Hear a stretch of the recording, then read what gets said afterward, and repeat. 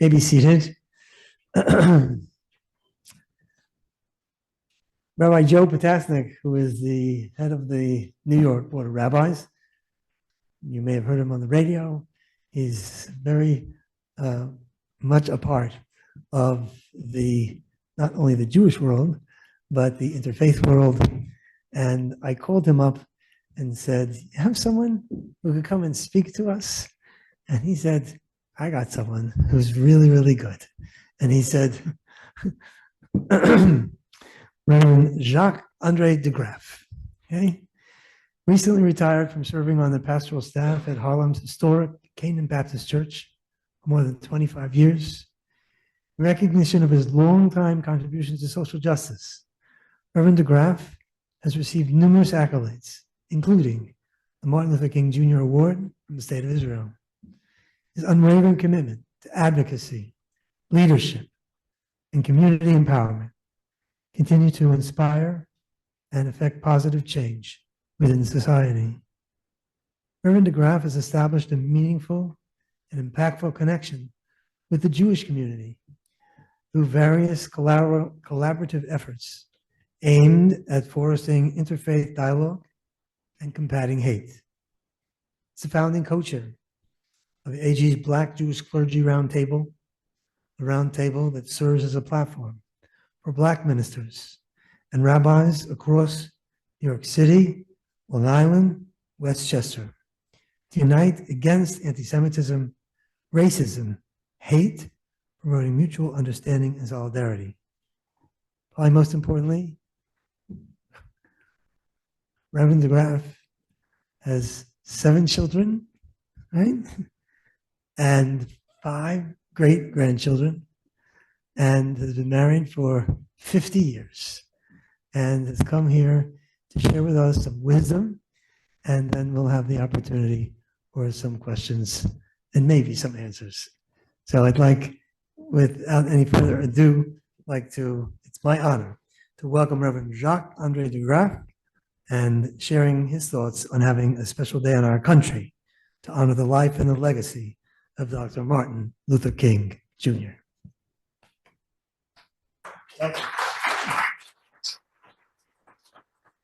Get ready, because we're going somewhere.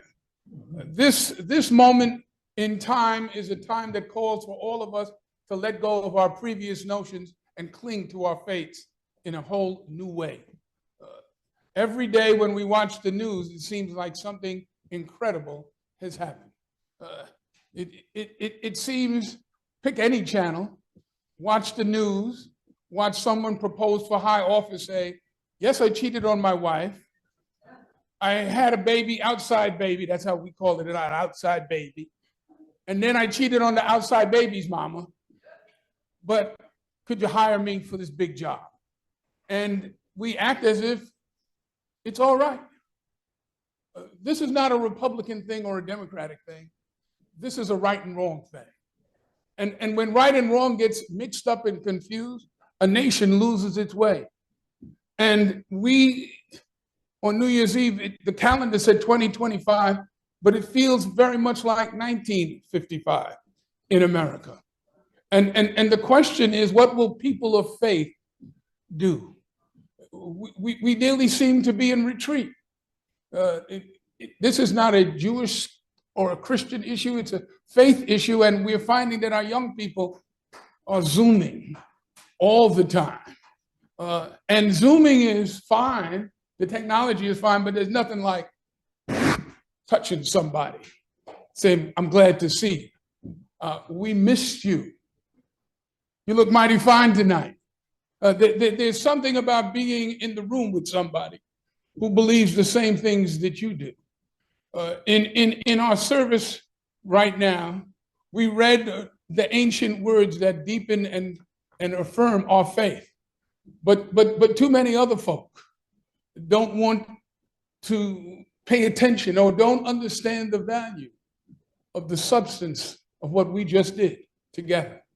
And so tonight is an important night. It's a night that we're going to re-energize and reaffirm, and we have to be the light in darkness. In our tradition, we say, "This little light of mine I'm going to let it shine. Everywhere I go, I'm going to let it shine. Your light. Your light. We need your light, and we need it right now. By way of introduction, I have 8 grandchildren and 7 great-grandchildren, and I have been married 50 years. And so God has blessed me in a mighty way. But by way of background, my father in ministry is a man named Reverend Wyatt T. Walker, who was Martin Luther King's chief of staff. When I was in high school, a long time ago, but in the summer of '65, I was chosen amongst gifted students to attend a pre-college intensified program in Atlanta, Georgia. Now, that sounds like just an airplane ride away in 2025, but in 1965, it was death-defying to someone from the North. Because every place south of DC represented to me snarling dogs, fire hoses, and men in white sheets and hoods. And so getting on the plane, I was terrified. But got to Atlanta and studied at Morehouse College and Spelman. And in that tradition, on Sundays, many of the other students were from the South. So they either could go and have their families visit, but we were from the North. There were only 2 of us from New York. And so we were relegated to staying in the dorm. And so one day, one of our instructors had pity on us, and she invited us to her church. And at that time, I was an Episcopal, and I hope there are no Episcopalians here, but they are all, they were known as the Frozen Chosen, which meant their worship style was, it doesn't take all of that. We didn't shout, we didn't say amen, we kept it to ourselves. And so on this particular Sunday, the instructor said, my father is pastor of a church, I'd like you to come to our church. And so we went to this church, and the lines were around the block, and there was an excitement in the air. I was 14 years old in Atlanta, Georgia. To put it in context, the Rolling Stones had just come to America, and they were singing a song called I Can't Get No Satisfaction. Somebody might have heard that, but their opening act was a fellow named James Brown, and they were touring America. I just want to put it in a context for you. And on this Sunday, lines were around the block, and when we said to the ushers that we were guests of, they put us right down front. And it was an excitement and something that I could feel in the sanctuary. The music was different, and the feeling was different. And what happened was that the preacher of the day was a guest preacher. He wasn't the regular preacher. So people had come to hear this preacher. My instructor's brother was Martin Luther King. At that time, the most famous black man on the planet. And as I sat there enthralled and captivated, because I could hear God speaking through a man. It wasn't just that I could hear it with my ears, I could feel God speaking through a man. And so I left the church that day. I was still Episcopalian, but a Baptist seed had been planted. Years later, I was in college, and I was part of a program, Josh, that called the National Black Theater, where to really get in contact with yourself, you had to do 3 things. You had to go to a black bar, you had to go to a black church, and you had to talk about being in love. And so I was a college student now, 7 years later. I went to this bar, terrified, and tried to sit in the corner and observe what was going on. And I'll skip that part for tonight. The next thing I talked about was being in love and falling in love. And I talked about the birth of my daughter. That on that night, I thought I was just another person. There were 5 children born that night. I was the only father who was present. And when I saw her for the first time, I fell in love. And so I talked about that. And then the next thing I had to talk about was going to a black church. And under the terms of this, the Episcopalian church wasn't counted because the hierarchy is not a black hierarchy. So I went to a church where I heard that a poet named Nikki Giovanni was going to be. And at that time, she had an album out, which was one of the top selling albums in the world. It was her poetry with a group called La Belle singing gospel backup. And I said, that's where I want to be. And I went to that church, and I eventually joined that church. I did not know, talk about God's plan. I did not know that the pastor of that church was Wyatt T. Walker. And I stayed for 50 years. So that's my faith path and how I started on the path that brought me here tonight. Along the way, I've been active in a variety of things. One of the things is I recognized as an activist, standing against the war as a college student, and then that led me to activism about human rights. It had different labels at different points in time: civil rights, human rights, social justice, but it's the same fight. And it gets homogenized in the 6 o'clock news.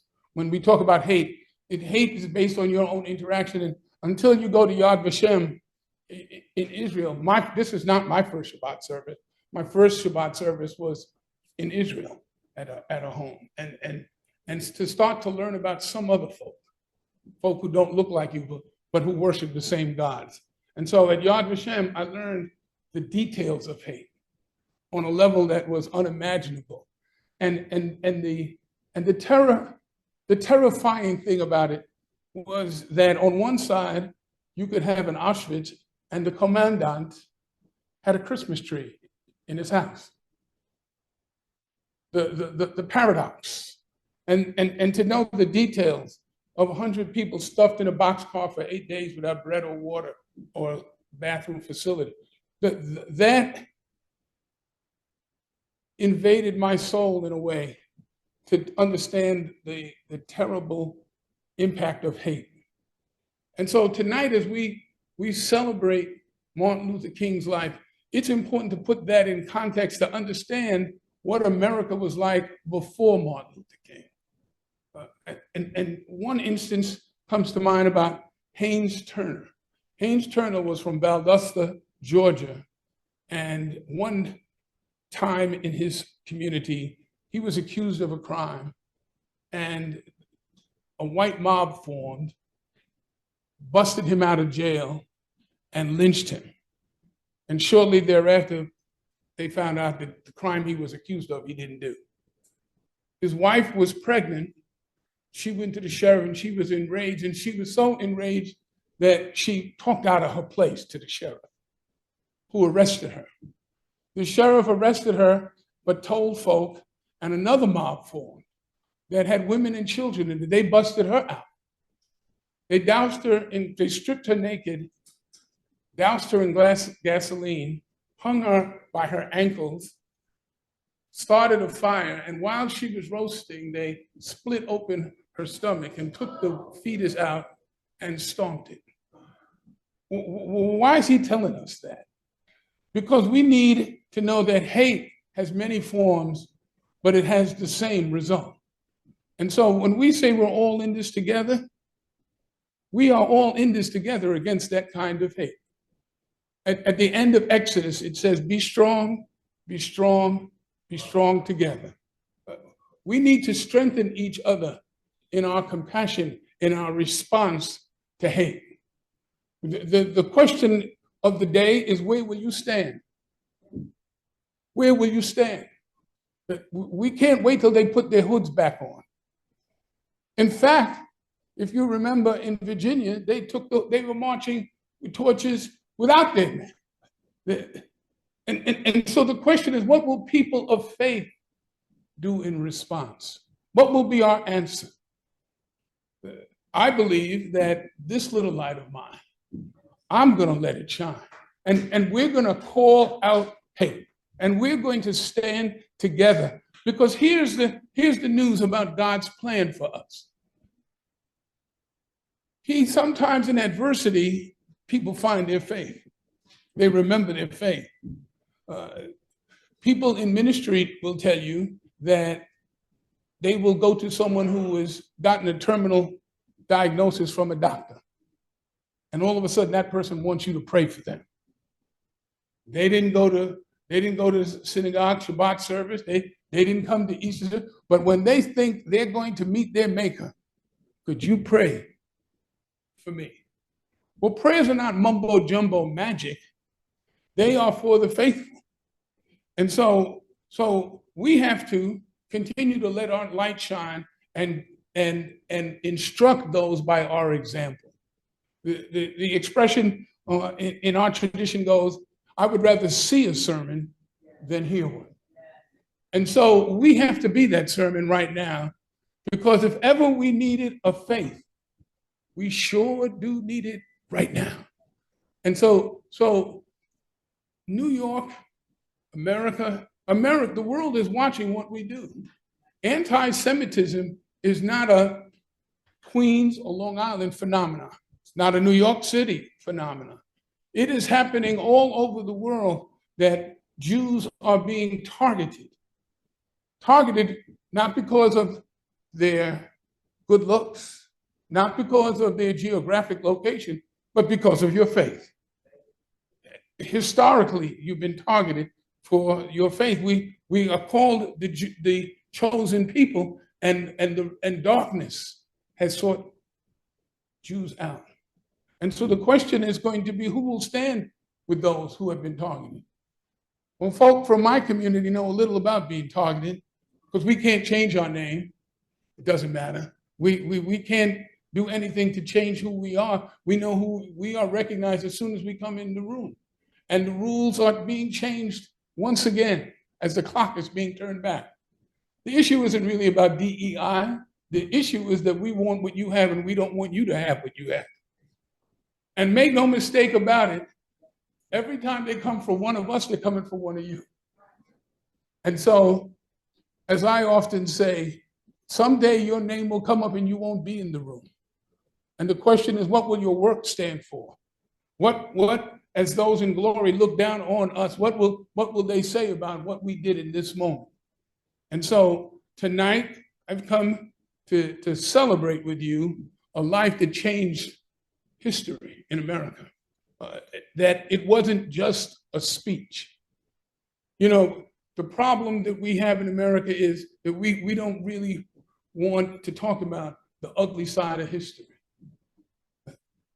We want to make Martin Luther King the person who gave this great speech and changed America.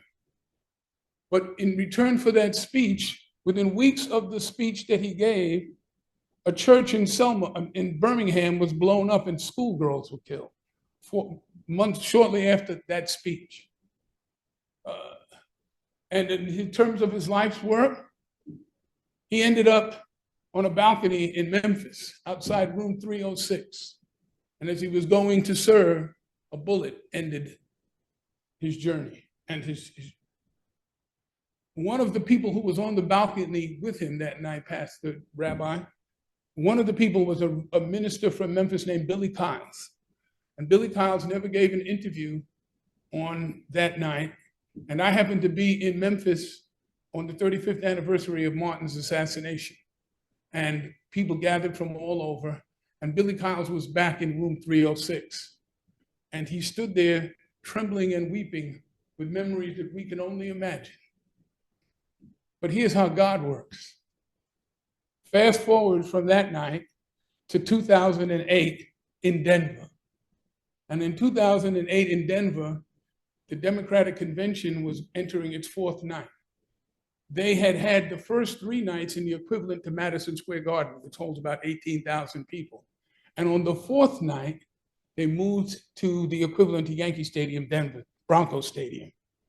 And folks said, can they fill the stadium? It's 65,000. You went from 18,000 to 65,000.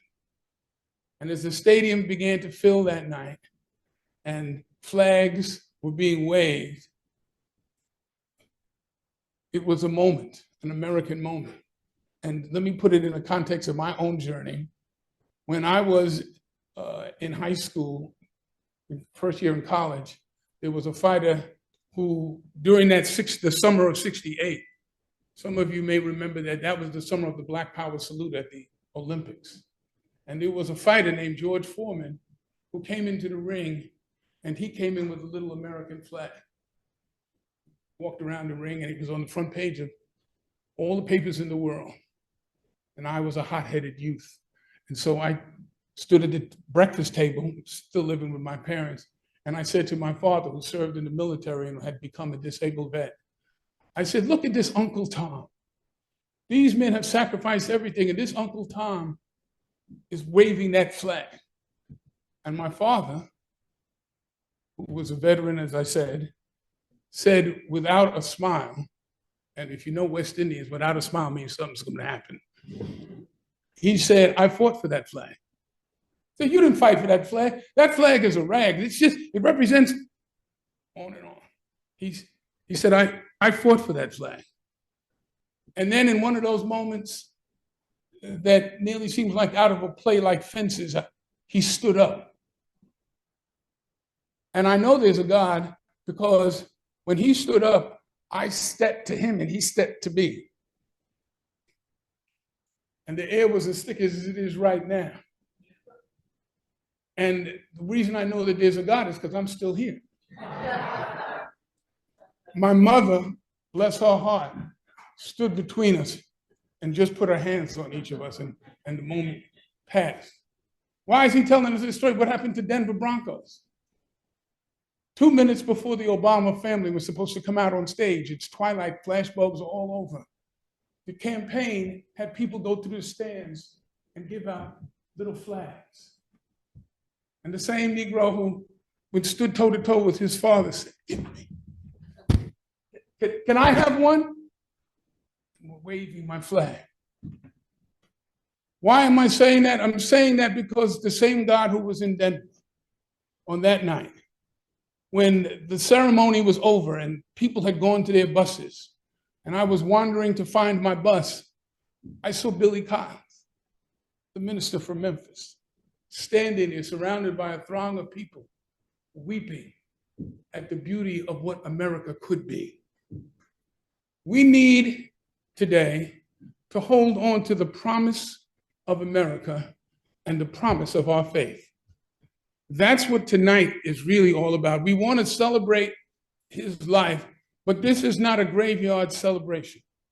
This is a, what am I going to do tomorrow celebration. I'm going to rededicate myself on behalf of the movement. I'm going to reaffirm my own faith.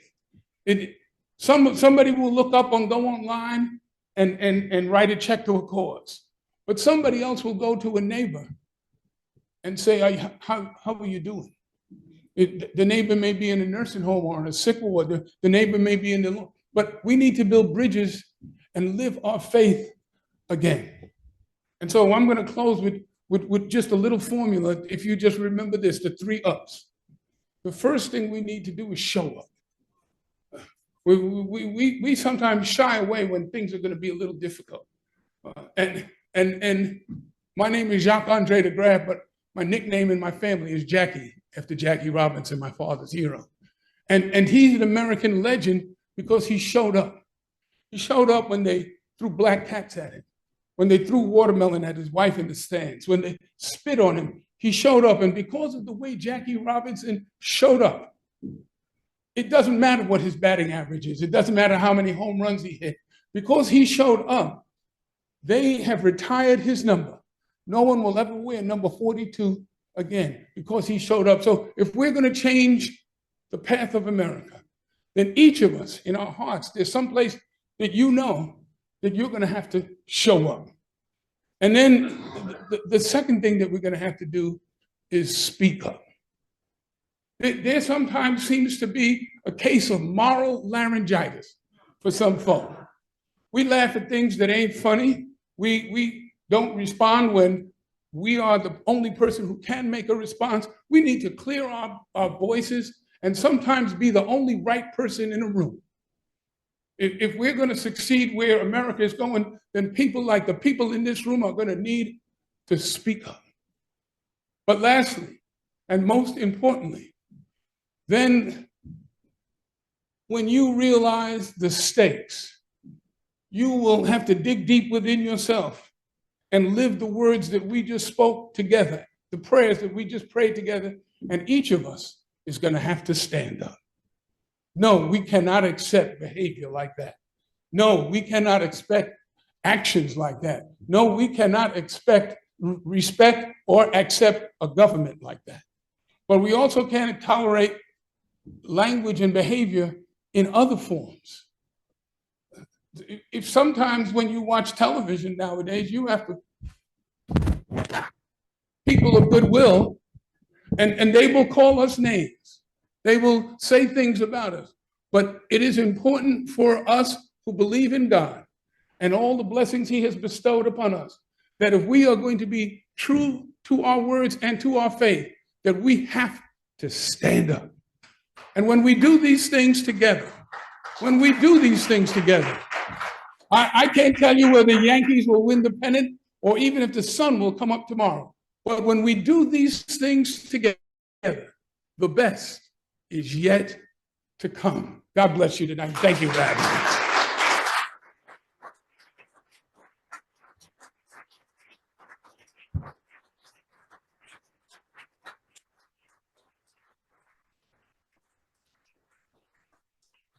When you said that it's 2025 and it feels like 1955, that was a negative.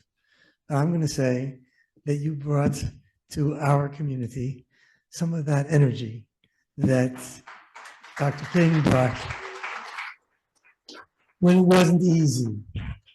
And I think that the messages that you brought were so very, very important.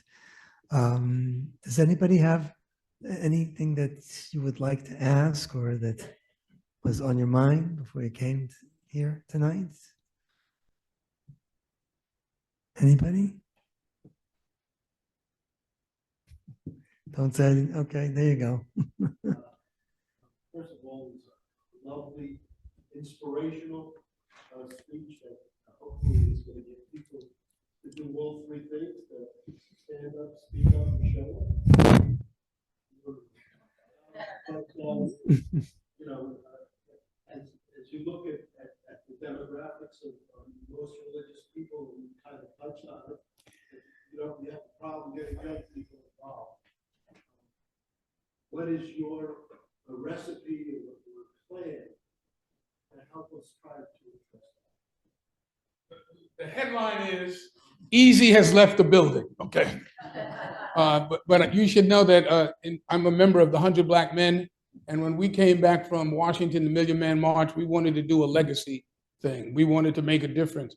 We saw men, young males in our community standing with their pants around their behinds, and they were being cool. And we heard the language that they use, and we said, we can do better than that. And so we went out and we persuaded the Board of Education. They were forming new schools that were sponsored, and we formed a school. And people said, well, what's the name of the school should be? Well, Colin Powell or Frederick Douglass. No. We picked Eagle, as in the Isaiah, you shall mount up with wings like eagles. And so what we learned was we wanted the students to have mentors. But here's the thing, when we thought about students with mentors, back in the back of our minds, we really wanted a Hallmark card situation. We wanted young people who come and hug us and we would feel good and this, that. And if we're going to deal with our young people, then we have to take a deep breath and meet them where they are. We're going to have to listen to them. Because the world that they're in, when we talk about when I was your age, that ends the conversation right there. Because when you were their age, there was none of this, right? There was none of that. There was no Zoom. There wasn't microwave. There were not microwave ovens and smart watches and smartphones. There were none. And so they grew up in a world where it's easy to dismiss anybody who would say, when I was your age. So the first thing we have to do, to your point, is to meet them where they are. Now, I'm not saying that we should compromise our values, because our values are eternal. And we will be tested on those values. But if we can meet them where they are and listen, that will open the door to relationship, because our young people are yearning for relationship. Understand this. COVID was a national mental health trauma in addition to a physical medical trauma. And we're still dealing with the aftermath of that. The isolation, suicides amongst young people are up. Loneliness. The CDC said the number one malady is not cancer, it's not obese, it's loneliness. We come out, we're around people, but we're lonely because we sat for 6 months in a room by ourselves. Some of us, when we went by the refrigerator, found out that it had a voice all its own. Psst. And so after 6 months of that, we didn't want to look in the mirror anymore. Some of us, we can deal with, some of us can deal with 6 months without our friends. But if you're 15, your friends are your whole world. And the absence of connecting with friends just to find out who we are has destroyed the forward progress, the social emotional learning of many of our young people. And so they have now issues of connecting with one another. They don't know how to date. They have to find an app. They don't know how to relate when there's conflict. So violence in some places are up. And suicide and the things, self-destructive behavior is up. And conflict is up without resolution because we don't know how to work through things. How does it manifest? You go to a restaurant, and if you can get a decent wait service person, because they don't understand the concept of customer is always right. So a waiter will have 2 tables and forget your order. It's not like the restaurant is crowded. They forgot who you, because they're not trying to remember. So they have been traumatized, and we need to recognize that, right? And meet young folk and listen to young, and then bring them in. I just want to point out, Josh, I called his name. Josh, stand up so everybody could see you for 1 second. Josh was here at 6 o'clock on a Friday night. Thank you. I know, I'm just saying, there's not like 20 Joshes here, right? So we need to celebrate when somebody comes out.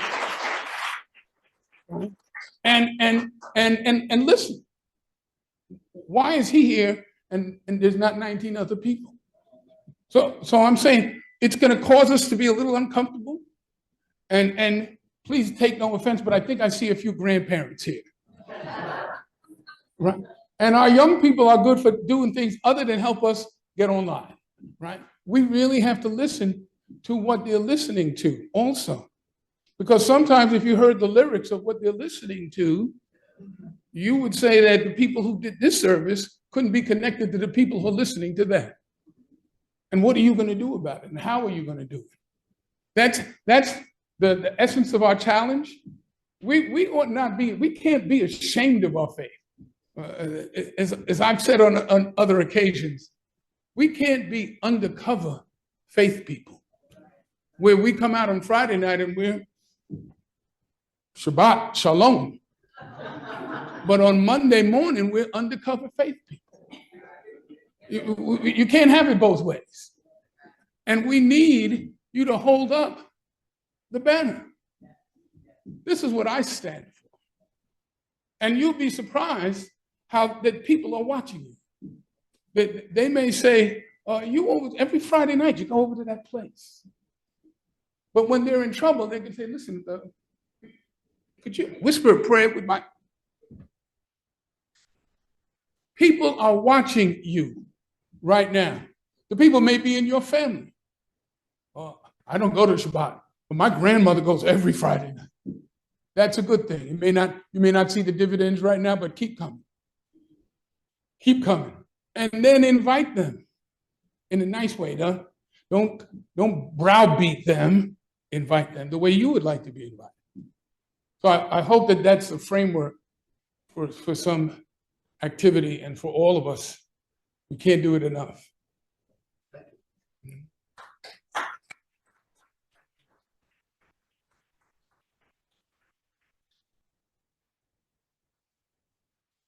When we first met, you said, well, the question time is more important than what you have to say, I will tell you that there's been a lot of talk in the Jewish community about, you were talking about, a time, once upon a time, when the Jewish community really came forward for the Black community. And there was a good relationship, and the Jewish community did a lot to try and break those barriers and to get us to some places where we are. But there was a feeling that when October 7th happened, and there was this attack, not just on Israel, but on Jews, that the Black community didn't come forward. There's this, we talk a little bit about this on the phone, that there's this Black Lives Matter energy, and that's a group that aligns with the Palestinians, but in a negative way, in a way that, from the river to the sea, Israel should be free, and that Jews need to be gotten rid of, and all that kind of stuff. And there's a sense that I've been asked, where is the Black community when there's this incredible rise in anti-Semitism that is plaguing the campuses and plaguing our world. And we're so happy that you're here tonight, and that we can share together with Janie Mays, who is here from St. John's Baptist Church. And we've had this wonderful relationship for a number of years. And we do, like you said, we do what we can and to build those bridges. But I feel that it's really hard to build those bridges. Okay. Thanks. I'm glad you give me an opportunity to comment on that. First of all, it's always good to see my Baptist family and my sister Jackie. What I want to say is, there is in New York, in each county, there's a place called the House of Pain, also known as family court. And in family court, half the people, that's where you go for your divorce, if nobody here knows about that, but and half the people in the family court told the other people, I love you, baby, and I want to spend the rest of my life with you. The other half of the people said, I love you and I want to have your children. I want to grow old with you. And now they can't stand each other. They have to get lawyers. They can't even be in the same room. Sometimes folk fall apart. And if you ask each, they see things differently. When the civil rights movement disengaged, is what I'm going to call it, around charges of anti-Semitism and ugly things were said, and it was from the other side of the table. They thought that they were doing self-determination was the language that was used, and harsh words were spoken. Was like, we appreciate those of you who have marched with us. We appreciate those of you who gave money, but we want to call the shots. And there were those who said, you're hanging around with some people who are communists, and names were called and we went our separate ways. Now it's Black Lives Matter, but back then it was Black Power. And so to the person who was saying it in our community, we said Black Power because white power was a given. When we said Black Lives Matter, white lives have always mattered, didn't need to be said. So the question is the response, part of the response. None of us have the answer. We have together to share the answer, is to recognize the pain that we cause another person. When we hear that Black lives, when somebody says Black Lives Matter, but blue lives matter, all lives matter. Well, okay, all we're saying is Black Lives Matter. And so others have gotten into the mix and then said that's anti-Semitic and mixed other things in. Okay, the intent was never to be anti-anything. It was always to be pro ourselves. So one of the things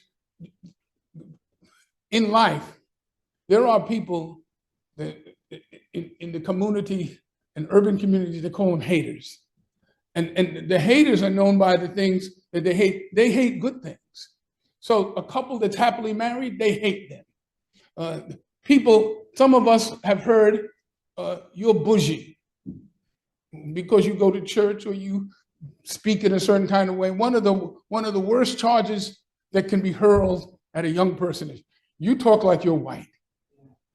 It's a devastating charge because it seems to separate, after all our aspirations and successes, now our community has turned against us. And all we were trying to do was to be Americans. And so the question is, how do we get along? One, we have to have candid conversations like this. One, I've been to Yad Vashem more than once. I led a delegation of Black ministers, the first one from Jewish Community Relations, to Israel. First of all, one of the things that this is so evident but it never gets said, Israel is my holy land.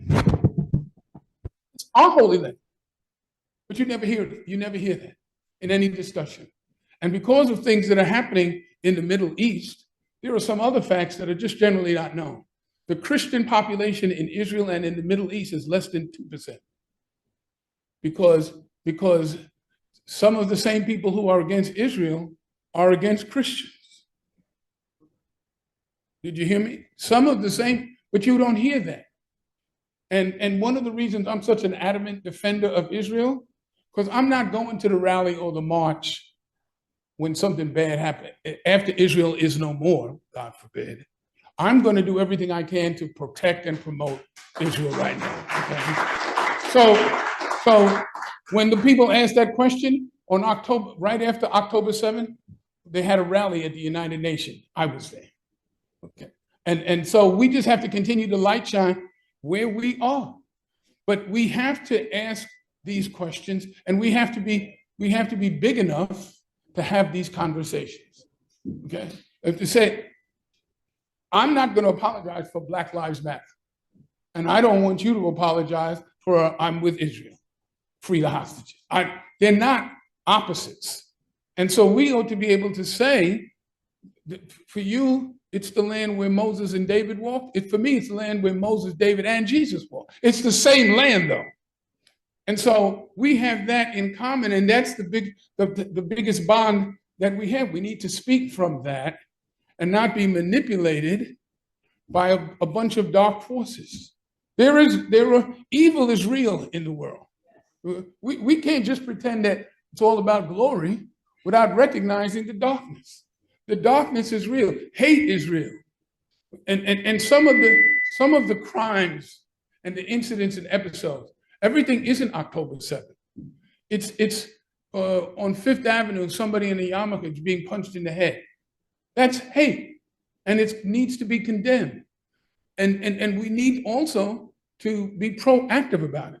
So when October 7th happened, and there were incidents and episodes in public schools in New York, the chancellor and several of us in his circle said that we need to look past church and state, and we need to have an interfaith council that engages in setting policies and programs in the New York City public school system, the largest in the country, and we need to do that. And so an interfaith council was formed with some people who hadn't been in a room with some of the other people, okay? But we got everybody in the room. And they named yours truly to be the chair of the first in the country, okay? And when the Congress tried to exploit that situation, the chancellor and I went before the Congress to say, this is how we do it in New York. We have New York values, and New Yorkers stand together in a storm. And so the Jewish community needs to know, we're still with you. Don't let other people get it twisted. We're still with you. And we talk about how we can be together. That's what we need to talk about.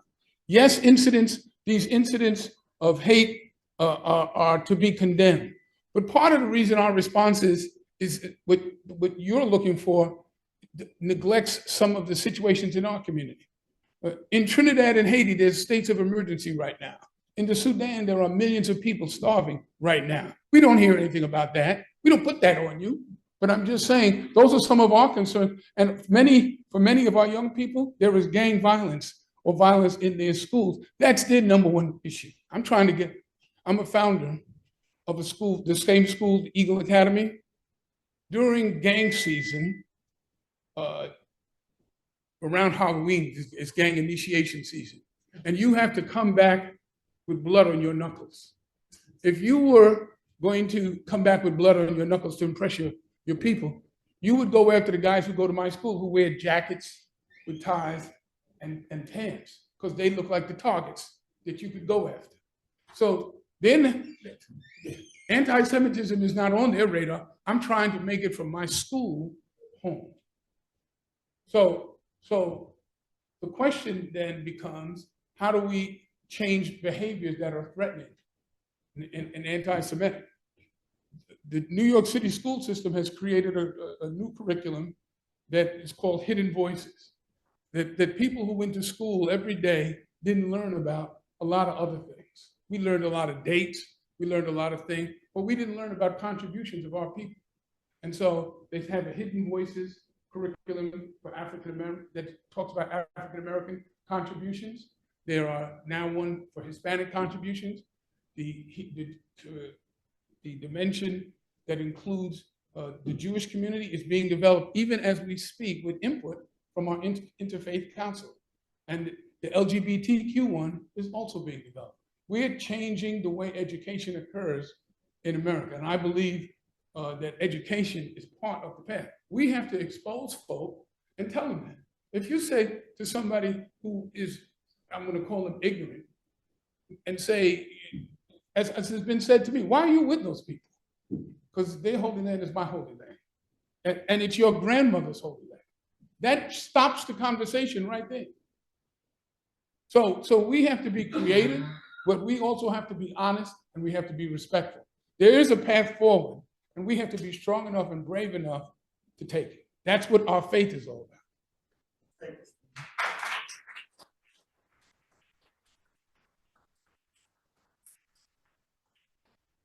We'll have some time to chat at the ONEG that is being sponsored tonight by Don Foreman. I hope that everybody will take the time to enjoy some of the beautiful items that have been put together for tonight. And just a few brief announcements, and then we have a few parts of the service to conclude with. Okay, hold on.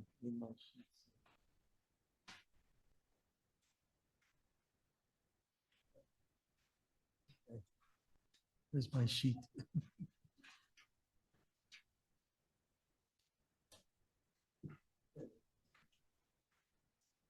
Okay, sorry.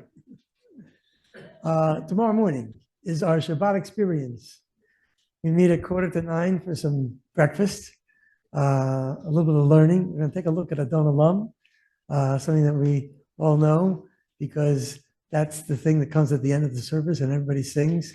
And how often have we take the time to say, well, what is it that we're singing? And why can we put those words to any melody that we feel like? And there is something about Adon Olam. So we're going to talk about that tomorrow morning. Services will begin at 10, ending at noon. And we invite you to be with us if you're available. And tomorrow night on Zoom, we'll be saying farewell to Shabbat, Kabbalat, and Ma'ariv at 5:40, I think it is, right? 5:40 tomorrow night. Lots of things are happening, and I hope that you'll take a look at the program as well as the email that went out, and make sure you make your RSVP. The comedy night that is tomorrow night was sold out. 250 people coming to have an evening of humor. 4 different synagogues getting together to make things happen. And we have a trivia night where Temple Israel and our congregation are sharing an event of trivia. And we're having a Tu B'Shvat Seder. Lots of things happening in this off time of the year. And if we listen to our guest speaker tonight, we got to walk the walk, right? Got to get there. And after we're there, we got to get what we learned there and use it in our lives when we're not in the synagogue. Hopefully, the synagogue is a place where we can have evenings like this to get together. Want to thank our guest, Degraff, for joining us, and we hope that everyone will have an opportunity to say hello, and maybe we'll make some new acquaintances. Take a look around. If there's anybody here that before you came in tonight, you didn't know who they were, say hello, and that will be an important part of this evening. I just want to end this part of the service tonight by saying, I grew up in Maryland, a nice Jewish community, and we had Martin Luther King Day. That was a day to go skiing. And Memorial Day was a day to have barbecues. And when I went to Israel, and there was a Memorial Day and Independence Day, those were days that were really days that were very, very important, and they were observed in a very important way. So this is a weekend that we are beginning. Monday is Martin Luther King Day, but God bless all of you for being here, those who are here and those who are here on Zoom, to make this a very special evening. I want to thank Janie Mays for joining us and for bringing along a few members of our community to be with us this evening and to participate in our service. Going to turn to page 29. I'd like to call upon Pastor Jacqueline Lynch, who is here, and she's smiling. He says, "Boy, you saved me for the end." I said, the end is the best sometimes. So page 29, we continue responsibly to guide us our ways. And then I'm going to invite everyone in the congregation to stand, and we'll stand around the congregation. If we feel comfortable, our arms around each other, and we'll sing together, "We Shall Overcome." So to guide us in all our ways, page 29.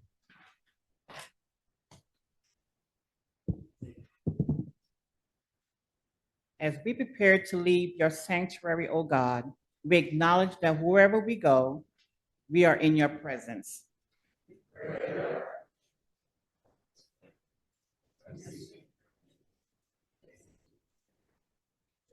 In moments of temptation, give us strength. In hours of doubt, renew our faith. In days of weariness, give us hope.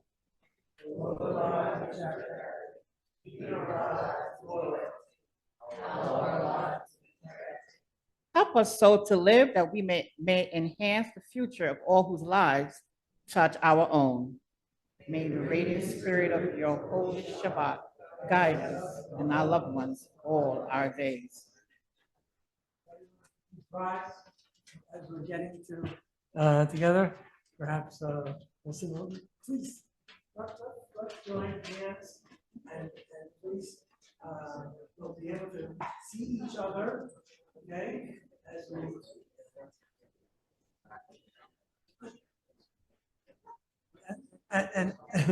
and as we're moving, we can sing an Adon Olam. Adon Olam, Hashem Alach, B'terem Kol Yitzir.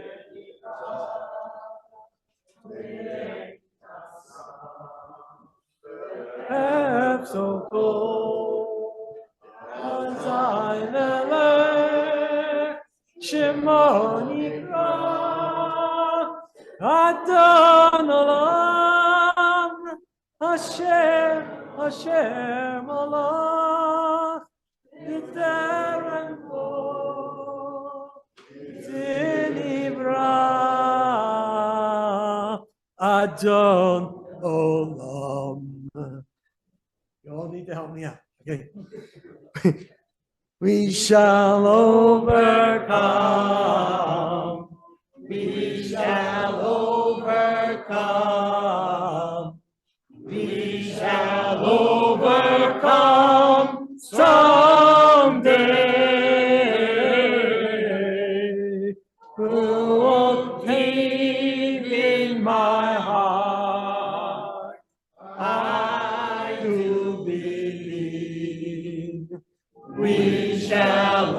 overcome someday. We'll walk hand in hand. We'll walk hand in hand. We'll walk hand in hand someday. Oh, deep in my heart, I do believe we'll walk hand in hand someday. We shall live in peace. We shall live in peace. We shall live in peace someday. Oh, deep in my heart, I do believe we shall live in peace someday. We shall all be free. We shall all be free. We shall all be free someday. Oh, deep in my heart, I do believe that we shall all be free someday. We are not afraid. We are not afraid. We are not afraid today. Oh, deep in my heart, I do believe we shall overcome someday. Last verse. We shall overcome. We shall overcome. We shall overcome someday. Oh, deep in my heart, I do believe we shall overcome someday.